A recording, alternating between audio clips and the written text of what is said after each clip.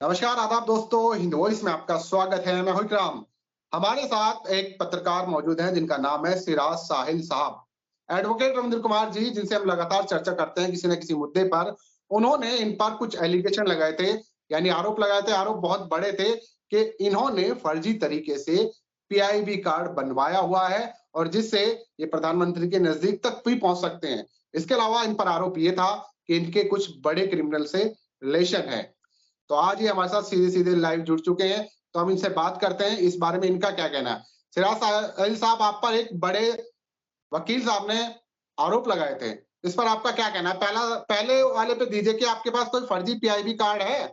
सबसे पहले तो ये समझ लीजिए कि जिस रविंदर कुमार को आप एडवोकेट को अपने स्टूडियो में बिठाते हैं, वो तथ्यहीन, मनगढ़ंत, अनाप-शनाप बातें बकवास करता है। उसको स्टूडियो में बैठना नहीं चाहिए, वो इस लायक नहीं है। दूसरा, पीआईबी कार्ड मेरा फर्जी तरीके से बना, आपके चैनल पे बैठ के वो कहता है 200 लोगों के पीआईबी कार्ड फर्जी बने हैं और ये लोग प्रधानमंत्री, राष्ट्रपति जैसे महत्वपूर्ण लोगों तक एक्सेस होते हैं, आसानी से पहुंच सकते हैं। सिराज साहिल से प्रधानमंत्री नरेंद्र मोदी साहब और अमित शाह साहब और वरिष्ठ लोगों को देश के खतरा है, क्योंकि इसका कार्ड फर्जी तरीके से बना है। गृह मंत्रालय की पुलिस नकारा है, इंफॉर्मेशन ब्रॉडकास्टिंग मिनिस्ट्री के अधिकारी नकारा है, सिराज साहिल का पेपर छपता नहीं है।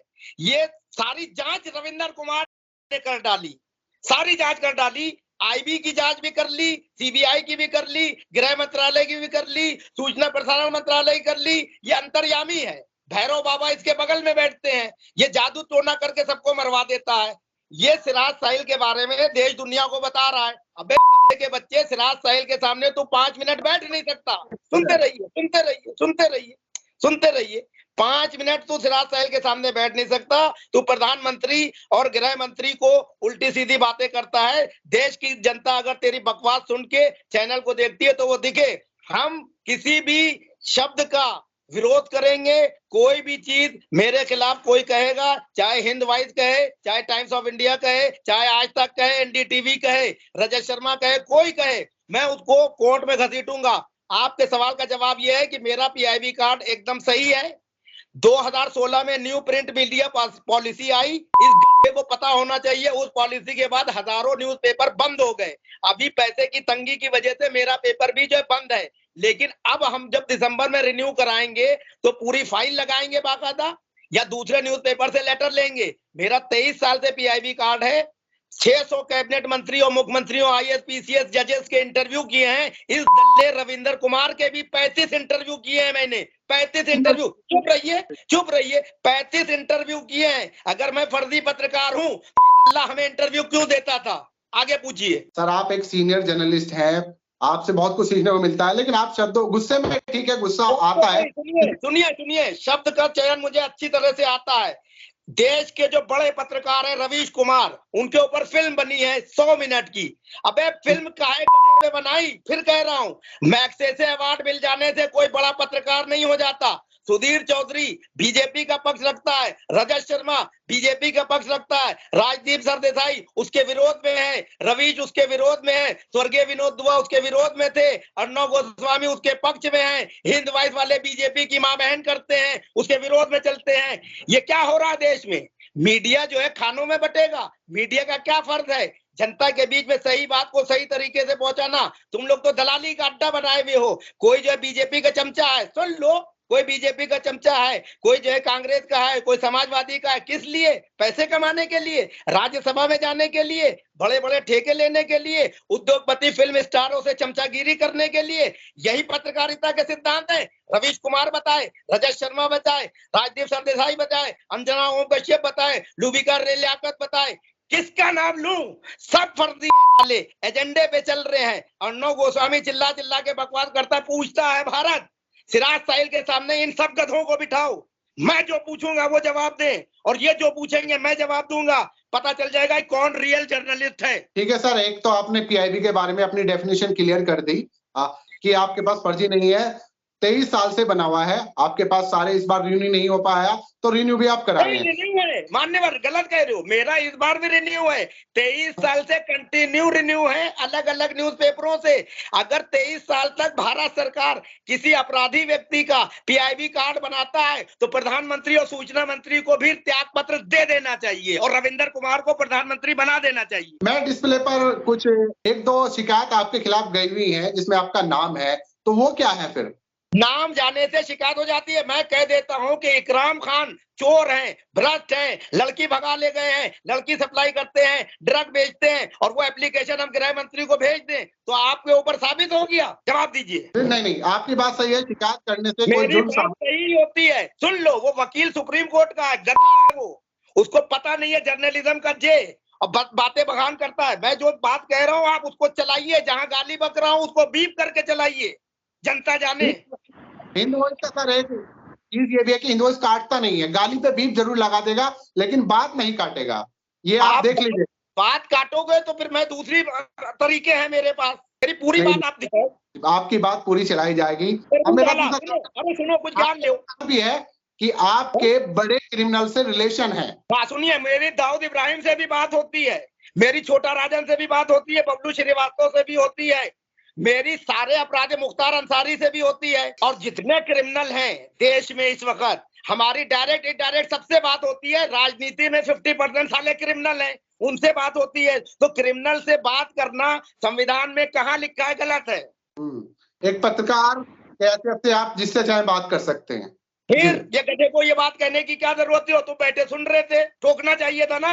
जी नहीं, हमें आपका पक्ष भी जानना जरूरी था। तो पहले क्यों नहीं जाना? पहले क्यों नहीं जाना? हम आपके पास देखिए सर, थोड़ा टाइम लगता है लेकिन वीडियो बना रहे हैं ना आपके साथ में, हमने आपको किया हम आप तक। जी सिराज साहिल साहब, इसके बाद आप थोड़ा सा देखिए, हिंद वॉइस इस चीज के लिए माफी चाहता है अगर आपको हमारी वजह से, हम ऑन कैमरा पब्लिक के सामने बात बोल रहे हैं कि यार हमारी वजह से आपको कोई दिक्कत कोई परेशानी हुई, उसके लिए हिंद वॉइस माफी मांगता है और आपका पक्ष चला रहा है।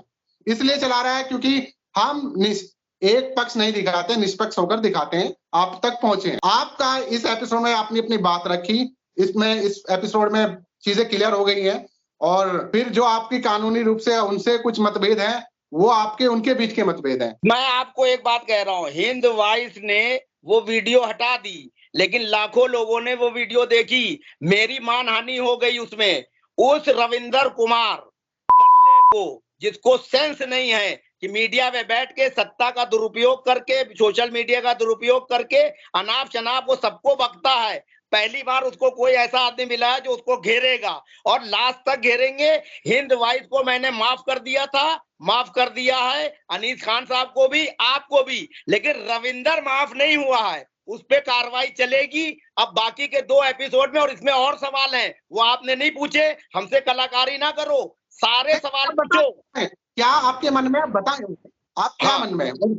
उसने ये कहा रविंदर कुमार ने कि सिराज साहिल, एक महिला जो खिड़की एक्सटेंशन में रहती है उसको सिराज साहिल 4 मुस्टंडे मुसलमानों के साथ भगा के ले गया।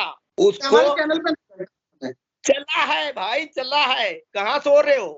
चला है वो अनीस साहब बैठे थे, सुनो तो, चला है या दिमाग में सब फीड रहता है? सुनो, बोलिए। वो महिला को सिराज साहिल भगा के ले गए 4 मुस्टंडे मुसलमान, और जिनको पीएफआई से फंड मिलता है और ये आतंकवादी गतिविधियों में लिप्त है। और इसकी कार्य करने की प्रणाली ऐसी है कि एक हिंदू महिला को ले लेते हैं ताकि किसी मंदिर में, प्रतिष्ठित जगह जाने में इनके ऊपर कोई शक ना करे। ये बात सही है? मैं एक बार वो वीडियो का रिव्यू करूंगा, वैसे तो हट गई है लेकिन एक बार रिव्यू और अनीस सर से पूछूंगा। ये बात उस वीडियो में कही गई थी क्योंकि मैं उस वीडियो में मौजूद नहीं था, तो यहाँ पर मैं एक बात, आप उस चीज को भी क्लियर कर दे जरा। अब आप ये बताओ, उसमें इस आदमी ने एक बात और कही कि हम जो है उस महिला को पार्लर दिला रहे हैं और वो 2 लाख रुपए पीएफआई के फंड से ट्रांसफर हुए हैं। वो ट्रांसफर लेटर दिखा दे, बैंक स्टेटमेंट दिखा दे तो मैं मान जाऊं, हमें जेल भिजवाओ। नहीं तो वो ऐसा अपमानजनक बात कह रहा है एक शरीफ आदमी के बारे में, आतंकवादियों से रिश्ते जोड़ रहा है और आप लोग बैठे हुए बकवास सुन रहे हो। देखिए, किसी के एलिगेशन लगाने से कोई आरोपी नहीं बनता, आप जानते हैं बहुत अच्छी नहीं तरह। लगा सकते मान्यवर, चैनल पे नहीं लगा सकते, मानहानि होती है, नॉलेज लो, मानहानि नहीं कर सकते आप किसी की। तो बिल्कुल सही बात है, पब्लिक डोमेन में ये चीज नहीं बोलनी चाहिए। और इसके लिए अगर बोले, अगर इन फ्यूचर आपको उनसे डिबेट करने का मौका मिले तो क्या आप करेंगे? मैं उस गधे से सुबह 10 बजे से लेके रात के 10 बजे तक तुम्हारे चैनल पे उसने जितने वीडियो डाले हैं सारे विषयों पे 1 to 1 डिबेट कर सकता हूँ। तो सिराज भाई, आपने अपनी सारा पक्ष रखा और जनता के सामने जा रहा है और आपने सारी चीजें क्लियर कर दी। और यहाँ मैं एक चीज क्लियर कर दूं कि सिराज भाई अभी फ्री हैं, कोई अरेस्ट नहीं हुआ, यानी कि अभी तक जो आरोप है वो आरोपी हैं। और ये जांच जो चल रही थी, सिराज भाई ने एकदम सारी चीज को नकार दिया कि ऐसा कुछ हुआ ही नहीं, वरना अब तक बहुत कुछ हो चुका होता। तो फिलहाल मैं भी ये मान के चल रहा हूं और जनता भी देख रही है कि सिराज साहिल बाहर है। इस वीडियो को हम अभी रोकते हैं, कमेंट आप लोग कीजिएगा, दोबारा एपिसोड इनसे जरूर करेंगे, तब तक के लिए दीजिए इजाजत।